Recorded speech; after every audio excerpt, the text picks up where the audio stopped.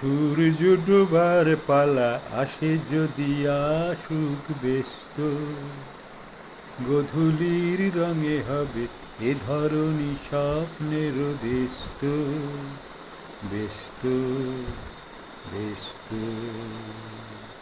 তারপরে পৃথিবীতে আধারের ধূপ ছায়া নামবে, মৌমাছি ফিরে গেলে জানি তার গুঞ্জন থামবে।